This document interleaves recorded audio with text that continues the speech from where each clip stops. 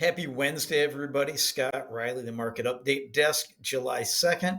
We got the second bit of jobs data out today, ADP, and it was a swing and a miss again. Let's review. Let's review here and kind of go through it.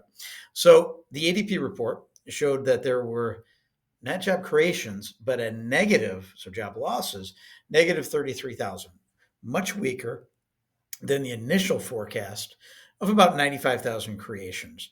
And this is the first negative report we've seen since looks like March of 23 as we go back in the data. Continues to show the job market slowing down. In addition, the previous report in May was also revised lower from 37,000 to 29,000 jobs created.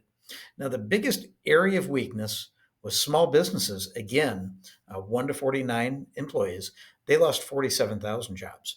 Medium-sized businesses, those of 50 to 499 employees, lost 15,000. Even the big boys, the over 500 employees, lost 30,000 jobs.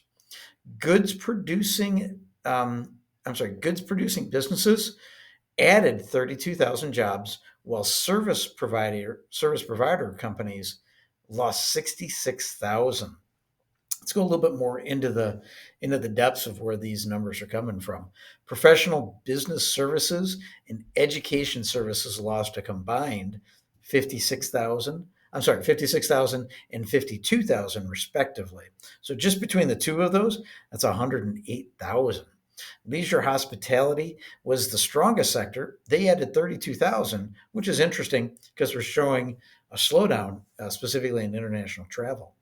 Looking at wages, job stayers showed their pay increase go up by 4.4%, which is a decrease from previous months of a tenth of 4.5%. Job changers also showed a slowdown of wages, came in at 6.8%, down from the previous month of 7%.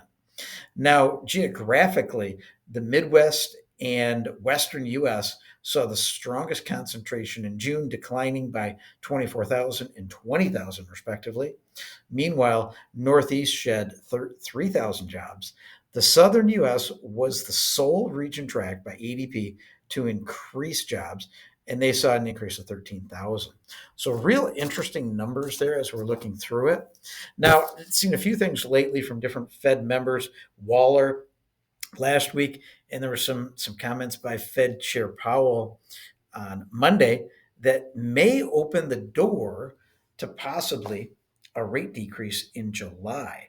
So I'm sort of thinking they're getting some advanced numbers, specifically from the BLS report.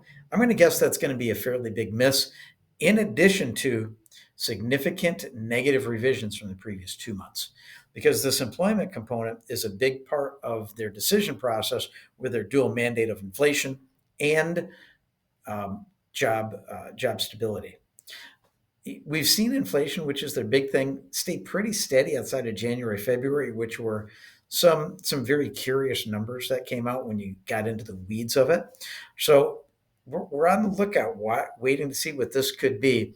Previous time they lowered rates, we actually saw a tick up in mortgage rates. I don't think that's going to be replicated because we were seeing consistent, sticky, upward trending inflation. And we're seeing a pattern of steady to declining year over year. So stay tuned. That's the numbers out today. Tomorrow's the big one with the BLS report. We'll break that down and get that to you. Scott Riley, the Market Update Desk, your original singular market news source for West Michigan, 616-293-2189.